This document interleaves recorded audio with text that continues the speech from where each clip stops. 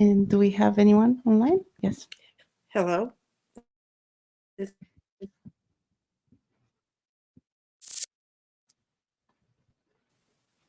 Okay. Hello, everyone. My name is Luisa Purvu. I'm one of the programmers, and you are here for the Q&A for iLevel.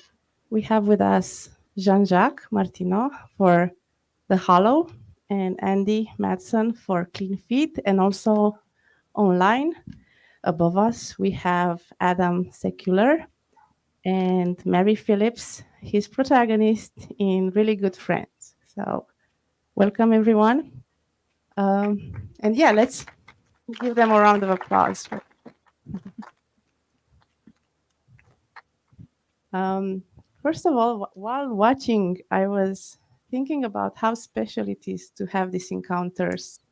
Even if, yeah, the people are not present, you have such an intimate experience with this protagonist that you're seeing on the big screen. And I'm wondering, for you as filmmakers, what was about them? What was about this protagonist that you chose to feature that drew you to them, and you wanted to share something about their world with the others? Like, if you can address that. Yeah, I knew that I wanted to do a project about school cleaning, and so part of it was just who got back to me first, but also I was interested that Tanya had been a civil engineer before she started school cleaning, and she kind of just like fell in love with this really weird industry, and she's like a woman in the industry, which is also kind of rare. So yeah. Lisa, first I wanted to thank you. It was an amazing program. Thank you for the way that it all flowed. It was amazing. I still don't know who the protagonist of the film is. Sometimes I think it's Yosh, the person. Sometimes I think it's like The Hollow, which is the title of the film, where it was shot like this depression between two mountains. Or sometimes I don't know if it's like the fire or the stars that we sort of captured at this one point. So I don't know.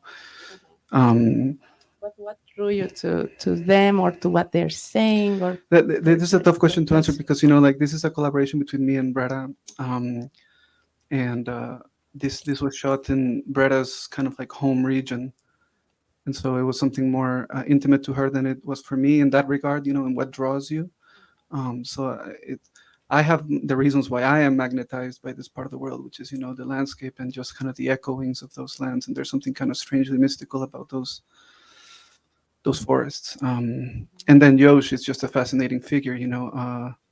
He's he really embodies this notion of porching. In the south of the United States, notion of sitting in the porch and just contemplation. And so like and that leads into like boredom, leads into also meditation, leads into philosophy, and leads into all these other things. But it's all like sitting in there.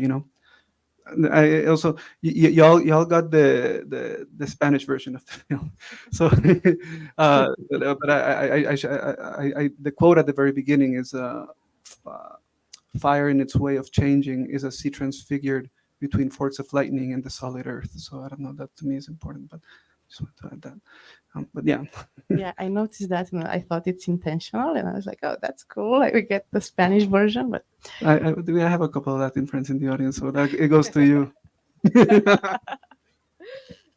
Okay, Adam, if you can. And it's interesting because we also have Mary here, so you will you will talk about. Yeah, I mean, interestingly enough, I met Mary in. You can't hear me. Now we can. Yes. Okay, great. Yeah, no, I said it. Interestingly enough, I met Mary in Boulder when I was screening my thesis feature documentary, and she came out with my aunt.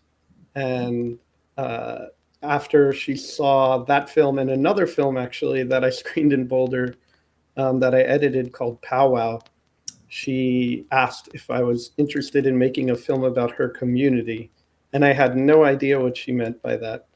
So I asked, "What's your community, Mary?" And she turned to my aunt and said, "Does he know about me?" and proceeded to let me know that she was in the Salt Lake City BDSM community.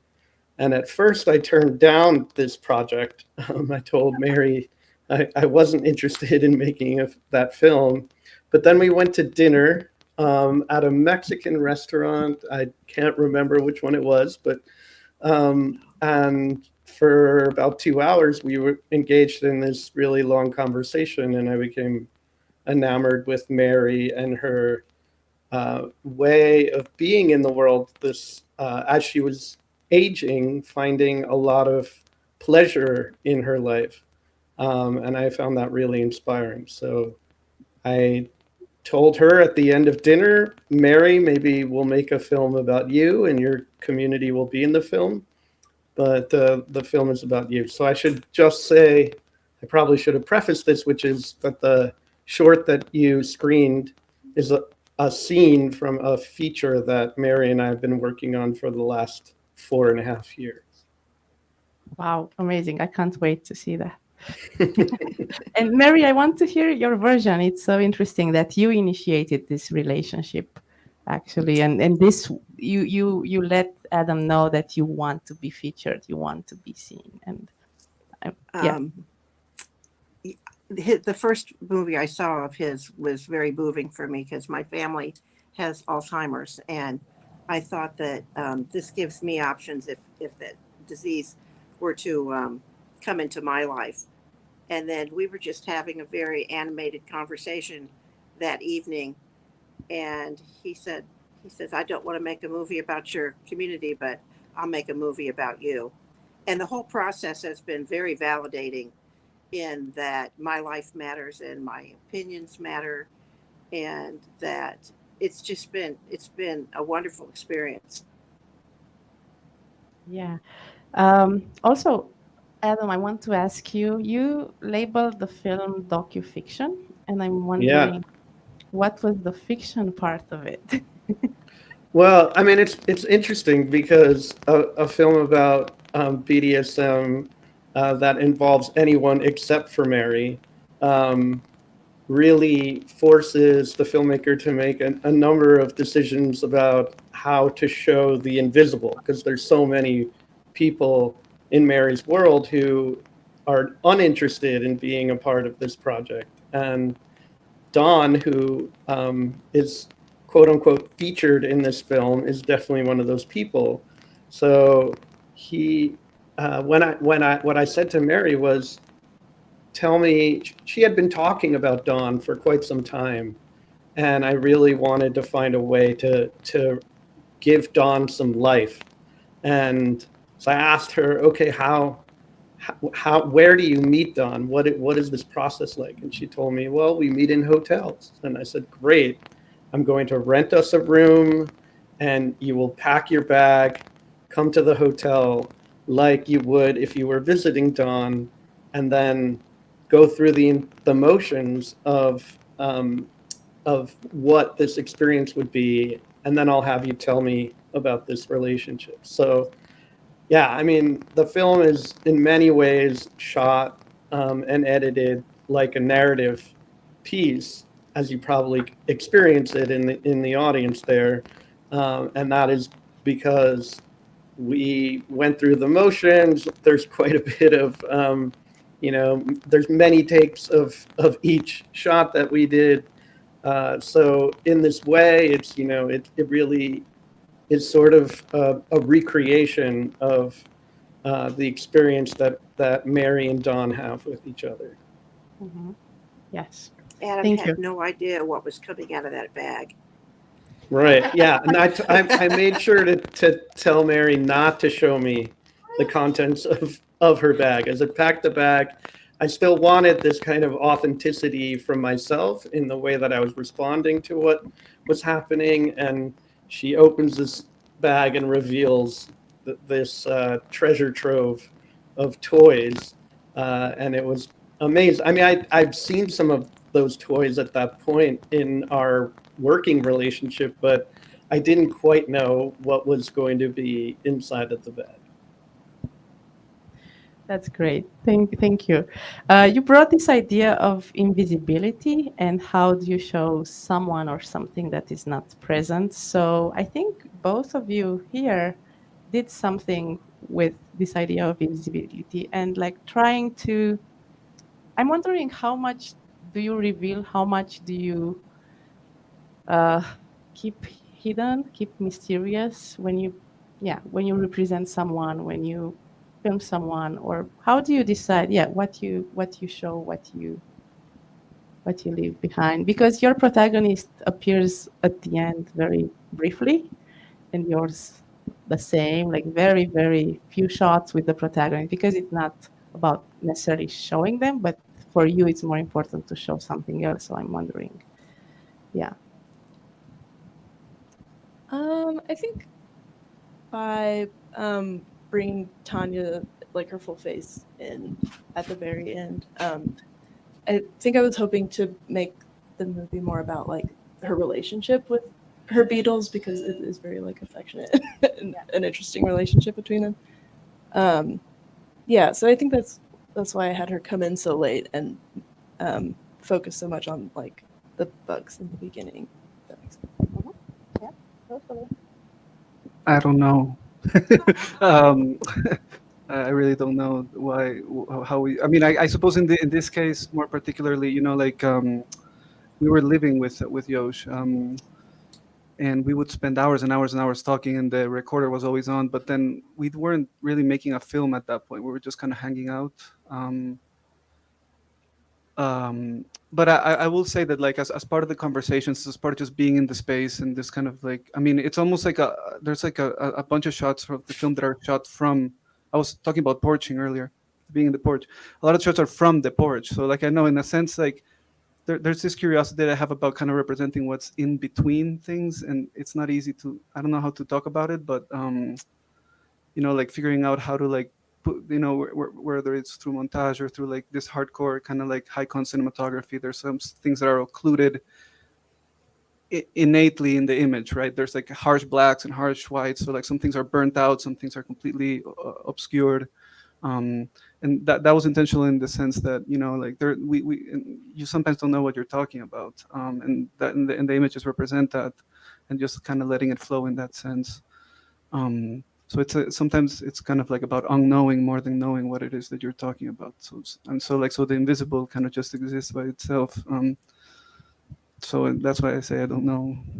I feel like the film manages to capture that invisible or that things that you can't necessarily label or say what they are, or like the in-betweens or the mysterious aspects of, yeah, our encounter. I feel like film is good, and sound also Right. is good at creating that feeling. I can add something that's a little bit unfair because I kind of see this film as a diptych with a film that Brett and I collaborated last year that also showed here at Mimesis, which was much more of a turbulent and bombastic film than this one. So I think that we both prefer showing them the other way around. This one first, and then the one we did last year second. But it's, I mean, that's just a detail. It doesn't really matter. The film shoots it by itself. What was I going to say with that?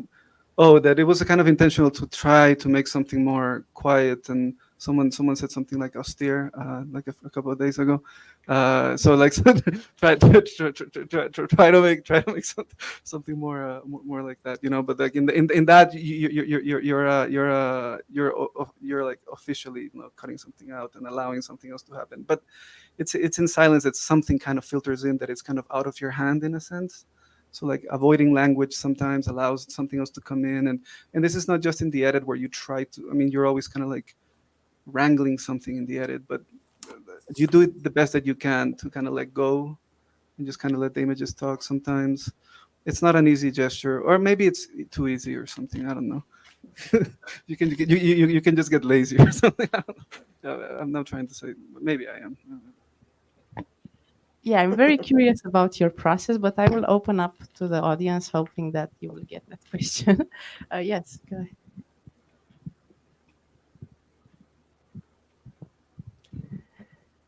First, I just want to make a quick comment to Adam and Mary that I actually saw this piece at the Ypsilanti Film Festival recently. So I actually didn't realize that it was going to be here today. So it's really special to see it again. But I'm really excited to hear that you're making a longer version of it, because I feel like the BDSM community, people don't, I think that there's a lot of misconceptions about it. And even just this piece of it is such just a tender look at how it can be truly about a strong and beautiful relationship. And so really excited to see that, and happy to see your piece continuing to float around the country.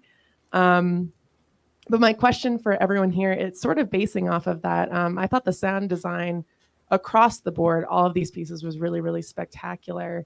And especially focusing on the environmental qualities of the environments, sometimes more so than the dialogue or the people. So I would just love to know how you decided on what sounds that you decided to amplify the most, and how you used the sounds of the world around these people to help kind of show the characteristics of the people you were focusing on.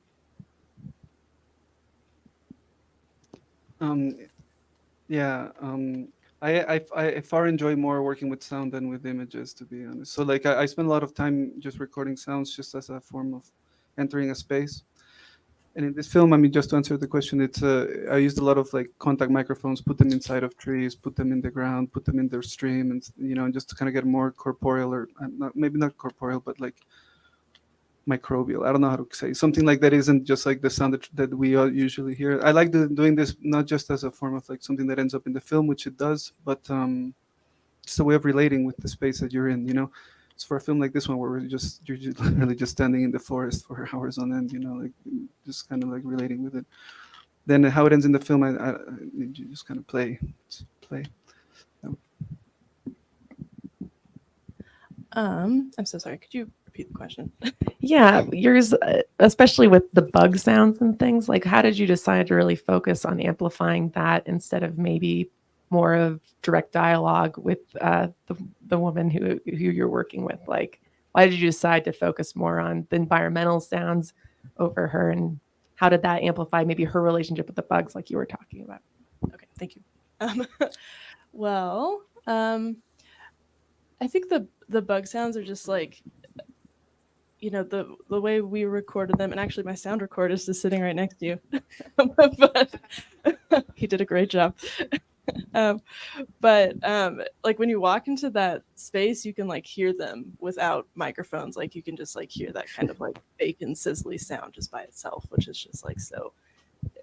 It's kind of intense to like hear thousands and thousands of bugs all at once, and so I just really enjoyed working with that sound.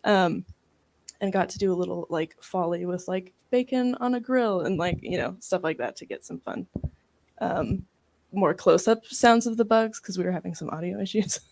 But also while we were there, I was just gonna do it about the bugs, and Tanya was just kind of like showing us all of her stuff, and she just ended up kind of like talking in the background of all of these like great bug sounds that we had gotten and saying all these like lovely things about them. So her inclusion was almost like an accident, which is why it's like kind of in the background. But I ended up really liking that anyway. So yeah, thanks. Do you want to say something about the sound? Yes. You have a mic? Okay, Adam, Mary, do you want to respond to this question about sound?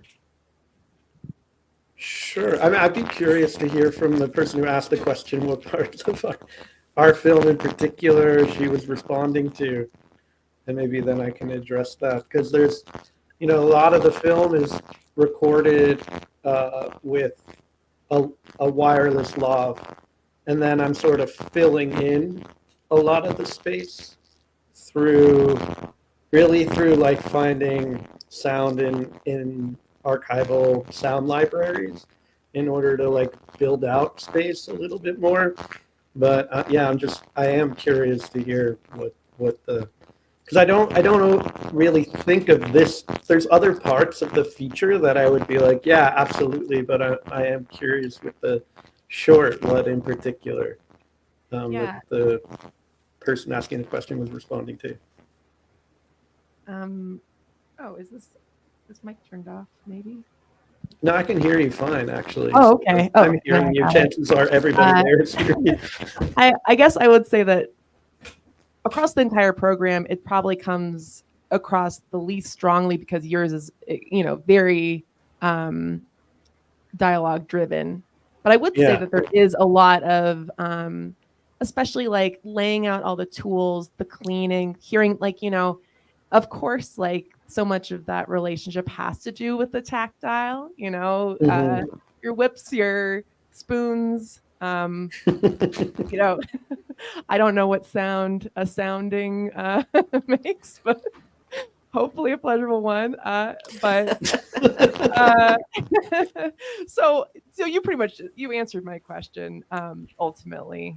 But I truly, again, I can't wait to see how it expands, and I'm sure as you go into more in depth with the community, that I'll be able to hopefully ask this question again on the feature and maybe get to talk more in depth about it. Well, if you live in Ypsilanti, then we can do that. So anytime. I'm not too far away.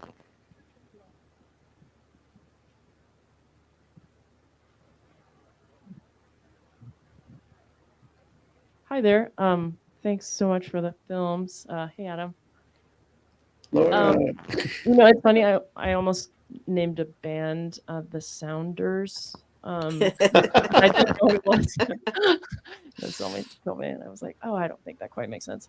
But anyway, so I had a question about collaboration for every team, and just wanted to hear about what your collaboration looked like with your subjects. So Mary and Adam, what the collaboration looks like, what your part of the artistic process is, Mary, and then same for Jacques and your partner. I'm really curious to hear about what your collaboration entails, and then same for Andy about your collaboration with your subject. Should I answer that? Mary, maybe you want to take that. I think that I've had a lot of ideas that I've given to Adam about things that we should do. He always says that my ideas are welcome. It doesn't mean that we're going to do them. So, yeah, I feel like I've been a part of this the whole process the whole time. So, yeah, I think it's been very cooperative between the two of us, and Winta also. Yeah, so Winta is our producer on the features, just to fill in the gap there. And quickly say hello to Dawn, and I think Mike. Hello, everybody. Wish I was there. Yeah. Do you wanna? I never felt like I was just being put on film. It was always Adam would ask very poignant questions and I would answer them. So I think it's always been the two of us making the magic. He obviously makes the magic with the film and puts it all together in the editing. Yeah. Should I? Yeah. Yeah, go ahead. Yeah. It's Brett and I like collaborate. I mean, I'll talk about collaboration with Brett and then maybe our relationship with Yosh after that. With Brett, it changes on every project. We've collaborated on 2 films, but then also we had a micro-publishing thing. So I don't know, it's a very organic thing that it changes every day almost, because we're also like life partners. So it's kind of like malleable thing. But so I have a little bit more experience with the Bolex, but she's far more intuitive with photography because her main practice is photography. So like I definitely need a light meter. She doesn't. She can just look at the light and be like, okay, that's this is what we want. In editing, we both hate sitting in front of the computer, but I'm a little bit better with Premiere than she is, things like that. But it's really organic. One day maybe I feel more inclined, maybe she feels more inclined. So it's a hard question to answer because I feel that the camera is just kind of like this floating thing, and we're just kind of these electrons hovering around it when it's the camera, or if it's like with like the sound equipment, kind of similar thing. Sometimes I'll go by myself and record sounds, and then she'll do the same. So it's like a hybrid relationship in that regard, and it changes by project. In this one, because Yosh is like her godbrother, so there was like a different intimacy that they had with him, you know, like, and he was down for anything already with that kind of like, you know, they've known each, there's pictures of them since they were babies naked sitting in the same bathtub, you know, so like there's like an intimacy that's been built there. But at the same time, you know, like both Yosh and I love building fires, and we're kind of pyromaniacs, you know, so like we could relate on like what the best way to build a fire, and he's like ultra like intense about little details like that. So I don't know, it was really like living together, hanging out in this particular project. It's never like we had to have a conversation with him about what, and you know, like I was saying earlier, like the film, I sometimes wonder what the portrait of it is, and so yeah, it's a difficult question to answer because it just feels too like too convoluted, like, or like, but in a way that just oversimplifies everything, you know, because we were just like a little bit of a tripartite family for a minute there, in that sense. I have a follow-up question to what you're saying. I'm wondering about the recording of what he says, and if his voice and his ideas, or how did you go about that writing and the Yeah, recording? he has a really intense voice, right? Very deep. Like you know, like he's a very fascinating particular human being, you know. So like he would try to hide things from me, like in conversation when he knew that we were recording. When we were not, he would like start talking about, like, you know, start reciting Shakespeare or something, like, you know, he's like a total hermit mountain man, but he knows Shakespeare by heart, you know. But he would refuse to give me those moments, you know, just because, I mean, but it was this kind of playful thing where he's like, fuck you, you know, like, I'm not going to give you anything. Go make your film. And so maybe that's why the film is so silent, but at the same time we have like hours and hours and hours of recordings, you know.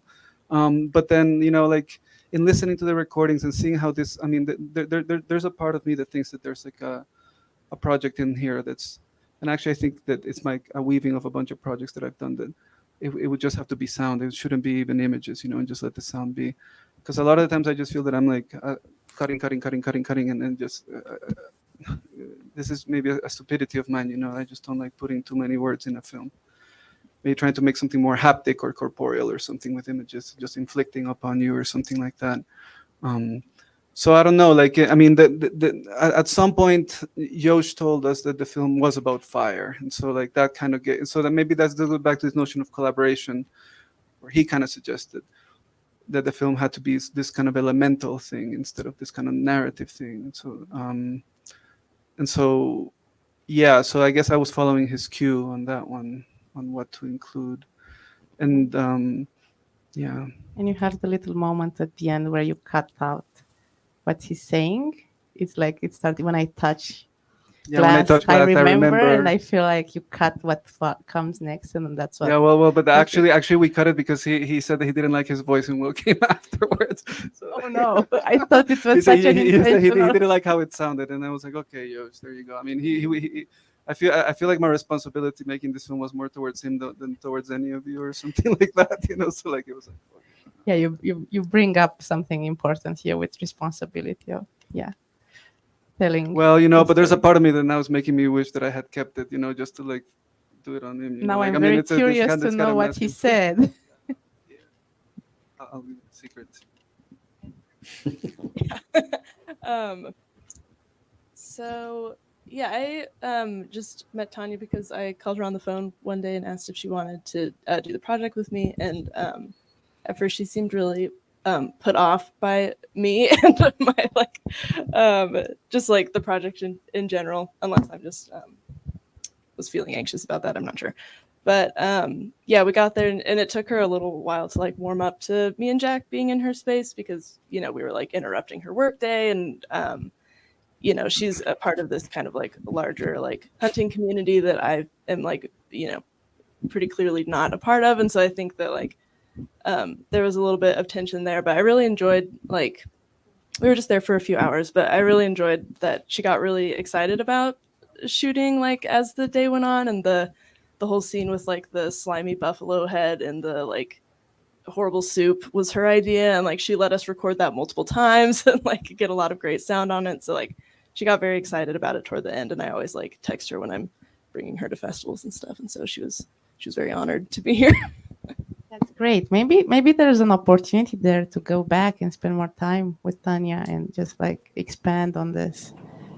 shorts that you've done, because I feel like you have your intuition there. There's something there, but you also could, yeah, just the idea of spending more time with her. That I think that would bring something for sure. Um, any other questions? Yes, Adrian. Or Howdy. This question is for Jean-Jacques. In your film, there's kind of a like, chaotic climax with the fire and the glory hole. I'm curious, like, at what point during your process did you figure out the film needed that kind of chaos, and what techniques did you use to create that kind of fucked up texture in the film? Yeah, that entire sequence is a mistake. Well, well, you know, because like when we didn't know we were shooting, but we didn't know that had the resources to make or finish a film until we got this really tiny North Carolina Arts Council grant, and then we're like, okay, now we gotta finish this. But so we were trying to make like a super traditional. I mean, I don't know how traditional. I mean, I totally failed in making we totally failed in making a traditional portrait. You know, like a PBS, whatever. Maybe. I mean, I don't know.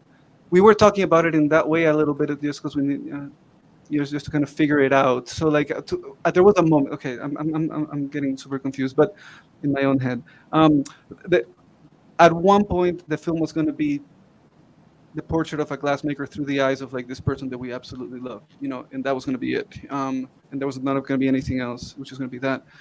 And what I said that it was a mistake, it's because it's not my mistake. It was the camera's mistake. The camera fucked up, you know, like there's like 3 rolls of film that we shot that day that just, the Bolex decided to just like, you're not getting those images today. And it just completely like went spaghetti inside the 60mm camera. And so there's like 3 rolls of film that are just completely messed up. And some of that footage is going to end up in a different film because it's just really beautiful. But in this one, it just felt like the dance, you know, he was talking about the dance and the camera decided to do this thing, and it was a collaboration with the Bolex in getting those images. So like when mistake is not the right word. I love the prospect of ruin and mistakes, you know, like I sometimes even want to like even, you know, kind of like conjure them or something. Like there's an image at some point where there's like a fire and you see these little dots or something. And I was talking with a filmmaker earlier in the festival that there was one night where we absolutely just grabbed a roll of film that was already exposed. It was the new moon, and we just exposed it to the night, right? Not to the sun. And you just got that, you know. And the images. I mean, in a sense, the images that were already there got completely annihilated, and something else ended up happening. But that's just play, you know. Like it's okay to sometimes mess the images up, you know. And so like. I mean, there's a risk. There's always a risk, you know. And working with a kind of an antiquated camera like my Bolex, it's bound to happen at some point. Yeah. Adrian,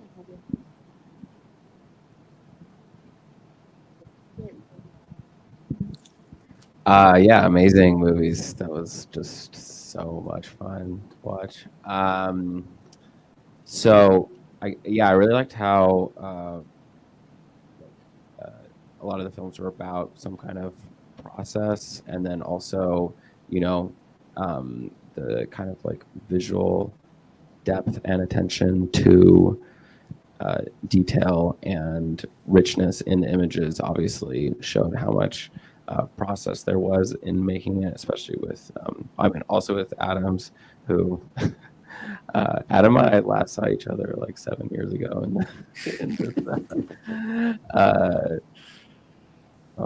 the film workshop that shows up in my movie here too. So it's kind of trippy.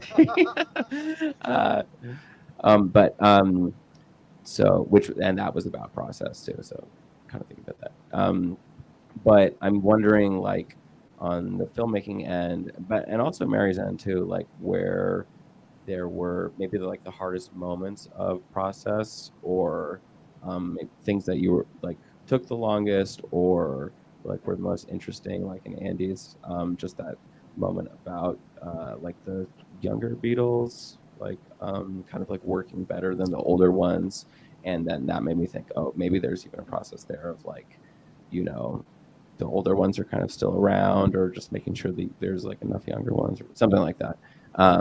Yeah, so I don't know Jean-Jacques, you kind of talked about that a little bit at the end with, with the happy accident or whatever they call it. But yeah, that was a big curious for me too, and also just as like a filmmaking question, like how long do you spend trying to make something work, and sometimes you have to give up on it. Sometimes, you just keep on going for it and finally get what you're really looking for.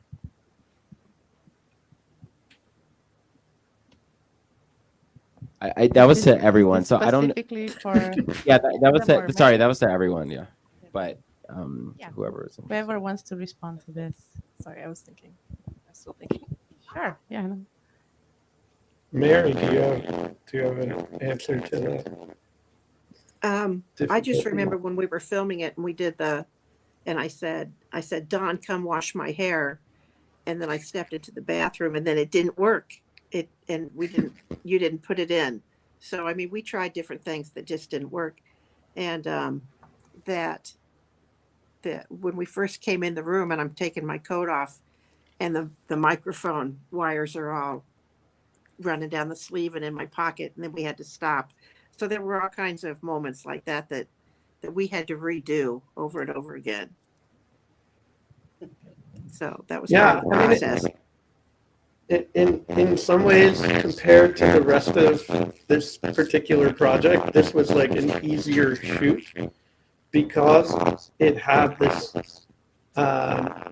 element that was like so intentionally narratively driven and trying to find a way to depict this experience that didn't require it to like something to just materialize. Like that's the beauty in so many ways of making documentary, is that you're sort of waiting for a magical moment to happen in front of you, and it's often the thing you don't expect. And with this project, this short, and this scene, it was like I designed this from the get-go. It was like, I know that the only way I'm going to be able to do this is to really create a structure for it to happen. So the structure kind of allowed for it to naturally unfold. So it felt a lot easier than so many of the other aspects of the feature. Yeah. We should say, and maybe I should really let Mary say this now. The man. It's unfortunately not funny at all. But No, it's not funny. The man that the film is about passed away on August 9th. So I am suffering from great grief. yeah, Sorry. probably the hardest part at this point is like, just knowing the outcome of what's happened, and this being this is really the first screening that we've done since Dawn passed. So in a lot of ways, like this particular moment is the hardest moment that we're moving through as the filmmaking team. Just sharing it right now. Yeah, I can't talk about it. I'm curious if Don watched the film before. He did not. He did not know about it. He did not. No, he knew that we were filming. He did not know that this scene was going to be in the movie. And we've kept it very, nobody knows what city he lived in.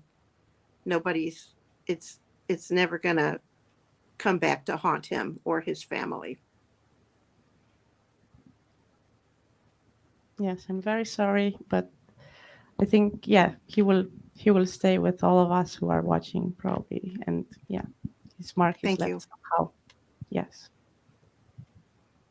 I wanted to address the notion of the happy accident that you mentioned, because I mean the happy accidents are fantastic, but then there's also the notion of like self-sabotage or something like that, which is something that I'm really curious about, and I don't know exactly how to address it, because it's like changes with every single environment, every single gesture, but I mean, I'll talk to you about it later about your film, because I want to talk about the self-sabotage, but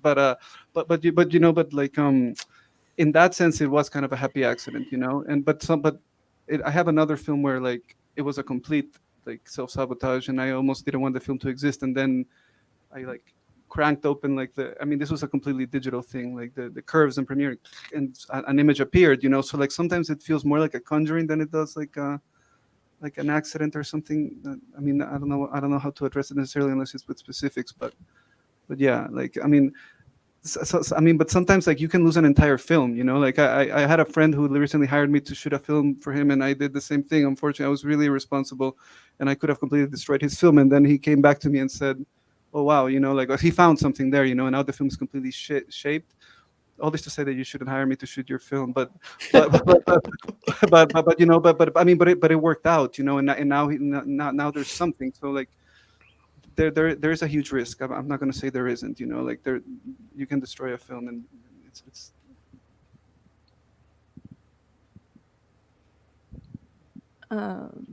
So the question was about like the process, right? Yeah, and I think, I guess, as I was saying that, I was like, oh, it's so related to like just like using film stocks too, like processing, and people kind of experiment to figure out what's the best. But so it could be related to like a very technical aspect, or something that's more part of the process of just like making it. I don't know. It's just like fascinating to me to know about the backstories. Yeah, sure. I feel like our process was like semi straightforward. We didn't have a lot of time with Tanya because she was really busy and we had to go to class. So it was like a really quick shoot and then like a really quick turnaround on the edit also, because the film was also for a class. Yeah, we definitely had some like weird technical things happening like with the sound because she keeps the Beatles in these like freezers. They're not frozen in there. It's actually like quite warm, but somehow it makes it so that the beetles can't crawl up the sides and get out into her home. And so we would like put the microphone in there and it would like send all these like weird signals like bouncing off the inside of the fridge and weird stuff like that. And so I feel like a lot of our process was mostly dealing with like the physical stuff because like it smelled really bad in there and like it was really, really hot and it was in the middle of winter. So we both had like a ton of layers on and it was just like very hot and smelly and like the lighting was weird. It was all like completely orange. It was just kind of interesting to like adapt to like a really specific, weird like environment.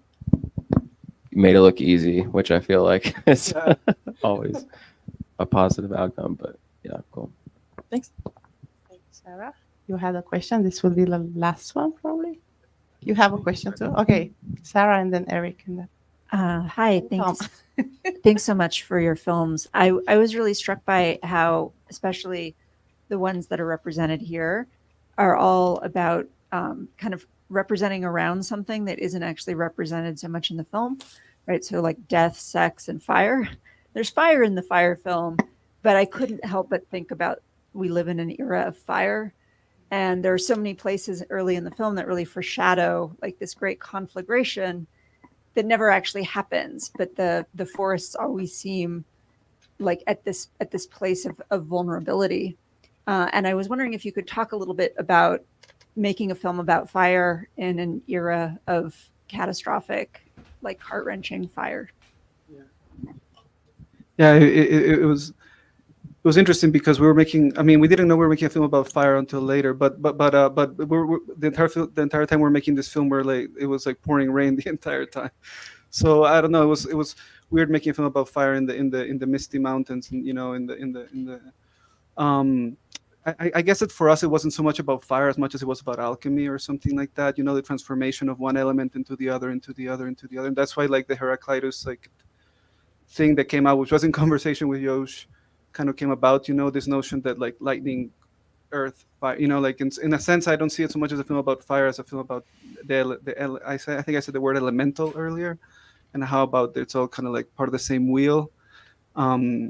So I mean the notion of like how the world is on fire right now obviously cannot escape any of us, but it wasn't necessarily at the forefront of the way that we were thinking about it. No, so like fire just as a kind of like as a conjuring rather than like this kind of massive downpour that is happening on us right now. I don't mean to cop out of the question, you know, but it wasn't necessarily like an immediate concern in that regard, you know. Okay, Eric?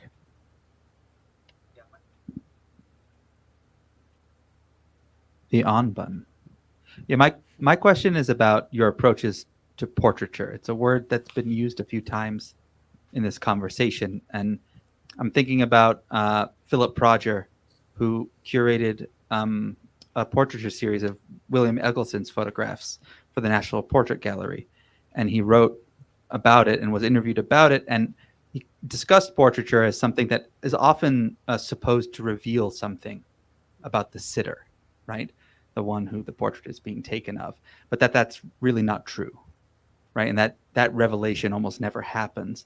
And he has this really nice metaphor of a portrait being sort of like holding jelly in your hands, that you can feel that it has weight, but you're not sure where its center is, right? And just because it is not revelatory about a person doesn't mean that it doesn't have meaning, right? Of course it has meaning, but that meaning might not be about the person that the portrait is being taken of.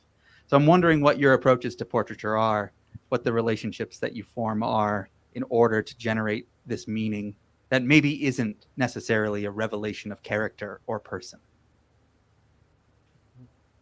I can go first on that one. Yeah, like I said earlier, mine wasn't ever really intended to be a portrait. It was kind of just supposed to be about beetles, but because Tanya was like so charming and so interesting, it kind of like she kind of like snuck in there a little bit. And so I feel like what I ended up with was like less of a portrait of Tanya or less of a portrait about beetles or skulls, but like a portrait of like the actual relationship itself. And so yeah, and so I think that when I was then editing, that was kind of the approach that I was trying to take, was to not necessarily like center one of those things and make it a traditional portrait in that way. I think that's really beautifully said. The idea that the portrait is not so much about what's on the other side of the camera, but what's in the space between, right? That relationship that you build. And Jean-Jacques, I imagine that you mentioned multiple times that you are, quote, just hanging out, right? But it's not ever just hanging out, right? I mean, there's something that changes when you hang out with a recording device or with a Bolex. Yeah, I don't know, you know, because I want to say something, but then I'm thinking about all these masters of portraiture that must have like some secret, like some secret that I don't, you know, because I feel that a lot of times the portrait has to be about like I don't know if you want to call it a subject or whatever, like the entity, or I don't know what to call it right now, you know, but there has to be like a leaning on that end, and then it's like just like a meeting in the in between, you know. And I don't know if it's something miraculous or if it's something, you know, like I have a word in Spanish, esquivo, something that is like kind of like on the curve of an encounter rather than in the center of one. But at least that's the way that I have to see it, because I don't know how to point a camera at someone all the time, you know. Like I have another film where I did that directly to a portrait and it worked. In this one, it didn't feel right, you know.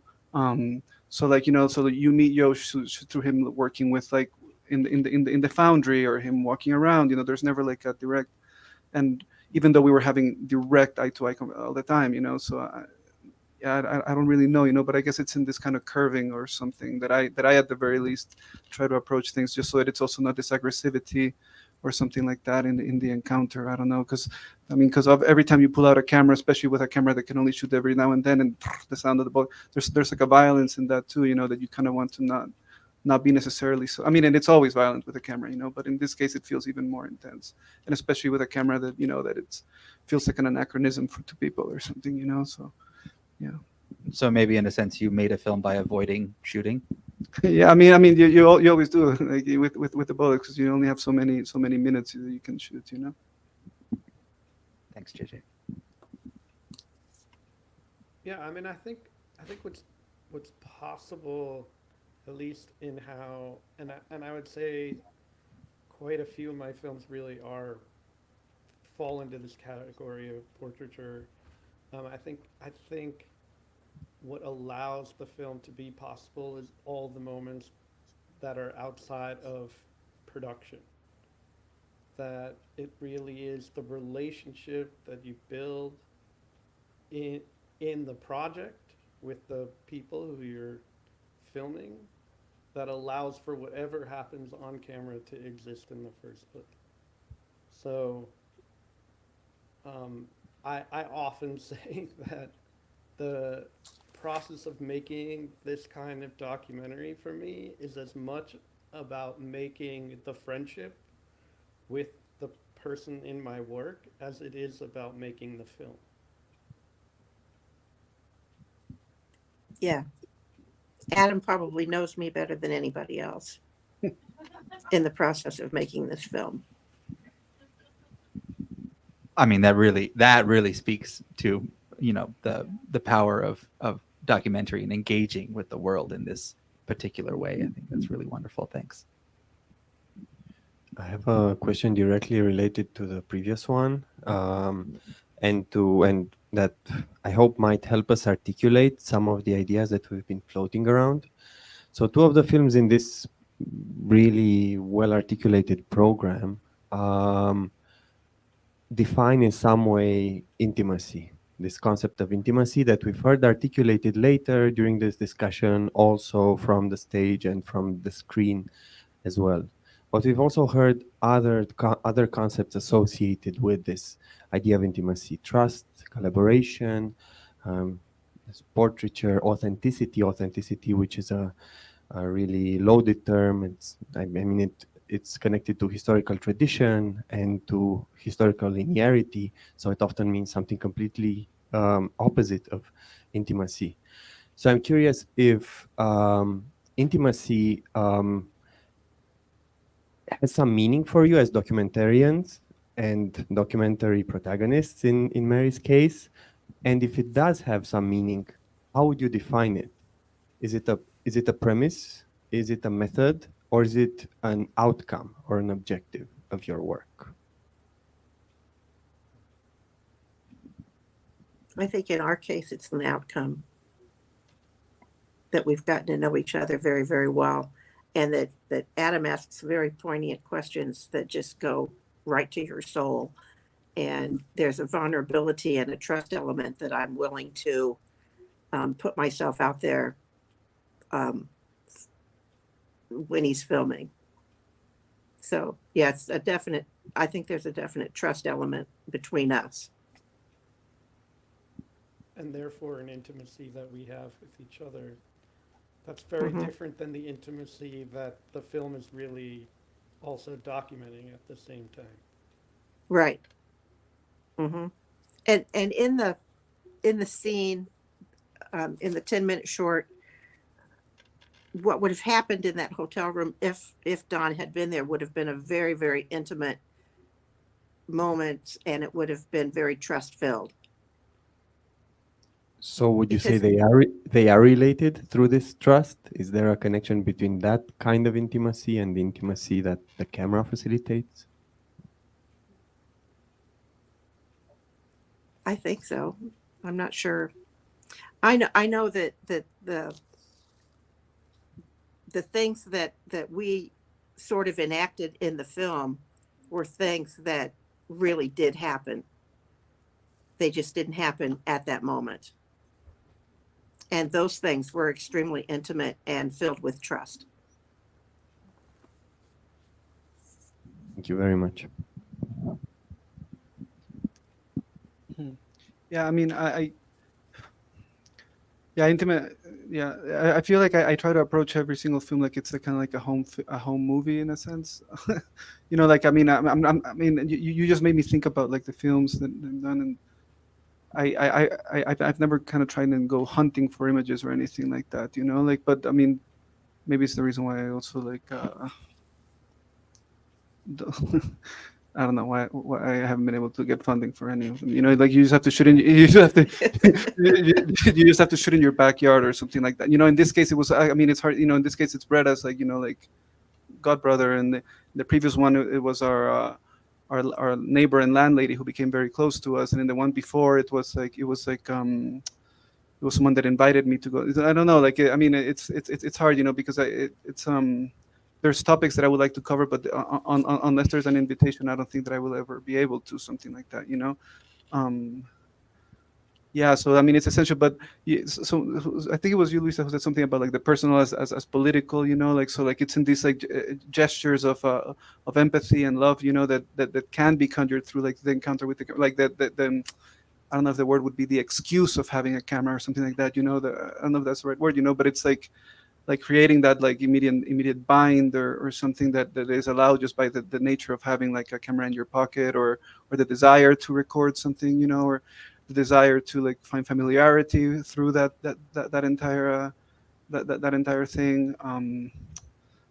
Yeah, I mean, all I can say is that this notion of intimacy to me has to come before anything can be brought, you know, after, you know.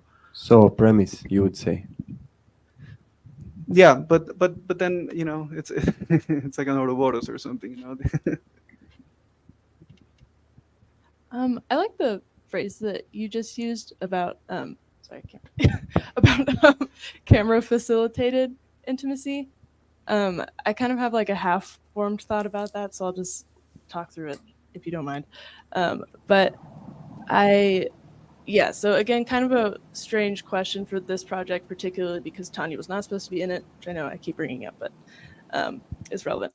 Um, and so then, you know, the whole time we were there, we were kind of talking about the movie in terms of just like what the bugs would look like and what the skulls would look like, and you know, her workshop and things like that. And so I did kind of have to like go back later and ask, like, express permission if she could be in the movie because she, you know, hadn't signed anything, which is my bad.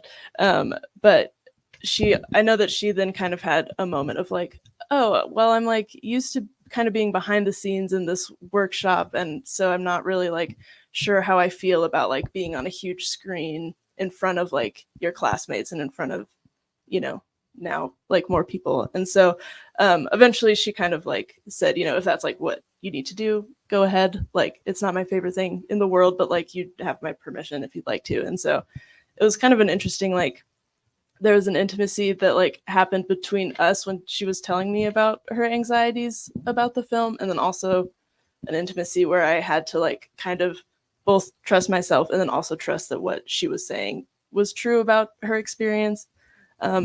Yeah, and then also just the relationship between her and the camera that like was never really supposed to be pointed at her in the first place. Thank you very much. I mean, I suppose one thing that I would add, you know, I don't see it so much as now that I'm like looking at some of you in the eyes, you know, it's like I sometimes don't see it as something circular, but maybe more spherical. You know, there's like an intimacy like that happens when you share the film with an audience and happen to have like people here like, that are like invested in this, you know. So like, I don't know, like I don't want to sound cheesy or some shit like that, you know, but you know, there's more than just like the subject filmmaker relationship. There's something more, and minor gestures that can do other things or something like that. I don't know. Yeah, and even sharing the films with the audience and having this kind of intimacy adds to everything that was before. So it kind of never ends in a way. With like the life of the film takes that intimacy, takes that relationship, and brings it into the world, and yeah, creates other types of intimacy between audiences and the filmmakers, or audiences and characters or protagonists. So it expands, I feel. Because now I feel like I know Mary so well, for example, and even Dawn, and I have a special bond to these people, and I feel like I understand you better through your film and through the way you see fire and the woods and whatever you are interested in. So that brings us somehow closer, right? So, yes, there is another question. Last one one. more. Of course. Yeah, and I know this is late in the game, but this conversation is wonderful, and I love the depth that we're getting to. So I'm going to try to make it quick, and hopefully you'll all have quick answers for it, at the risk of keeping us here much longer. But the question is about this, maybe the post-production process of constructing a film in relationship to us, in this question of sort of intimacy with the audience. And that's about this, the element of discomfort. And I think all of the films, to a certain degree, were kind of an unmasking or an expose of an atypical lifestyle, or a behind the scenes look, something that might be atypical to a common audience like me in that respect. And there's a certain level of discomfort in that. And I'm curious, when you're constructing these films and trying to affect us as the audience, what are you trying to do with that discomfort? Are you trying to challenge us with it? Or are you trying to get us over it and help us appreciate? I'm curious where you're coming from as filmmakers, because I had an experience, but that's neither here nor there. I'm curious where it is for you. Yeah, I mean, I would say that that my the film in general with Mary, this process of making this work with Mary, and my intention in making this work is really to kind of suggest that the thing you might be shocked by or afraid of is actually not that. There's nothing to fear inside of it. And so my hope is that, you know, Mary, her lifestyle, her choices, and the way that I make the work, which obviously the editing is a huge part of, are intended to kind of ease you into a space that you might have felt totally uncomfortable going on your own. Oh, yeah, I feel like I would just kind of like to second that. I was going to say the exact same thing. Third that. And also on top of that, I would also like to say that I think that like discomfort has value like in itself. And I have really enjoyed like playing with discomfort and like horror aesthetics and like, you know, gross like sensory stuff.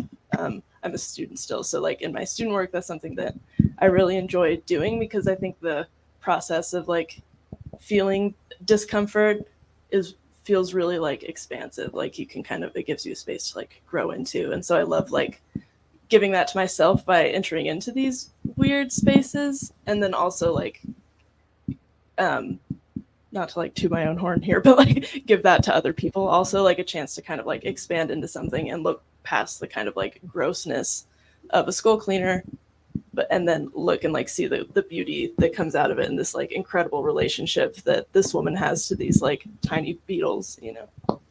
I really appreciated that in your film. Like you mentioned the horror aesthetics, and I thought about that when I was, yeah. But I mean, I third Adam, and then I second you with that second comment, because for sure, because you know, because I mean, like some of the things that sometimes I try to do, and I'm not trying to say that it's successful all the time, you know, and most of the time it's a failure, but this notion of just like kind of giving just like an extra sensorial thing. I mean, it might be uncomfortable, you know, it might be like, I mean, some people use, I don't know, like you were talking about the bugs, but it can also just be like a strange kind of like a kind of a visual thing or something. I don't know, you know, and sometimes it's a little bit of a risk. Maybe someone doesn't like that image or something, but it, you know, like maybe this notion of risk and maybe you hope for risk from your audience as much as the stuff that you're putting out. That's all that. Thank you. And that's a wrap for today. Thank you, Adam. Thank you, Mary. Thank you all. Thank you, Adam. Thank you, Mary. Thank you, Zach. Thank you. Also, Eddie. tomorrow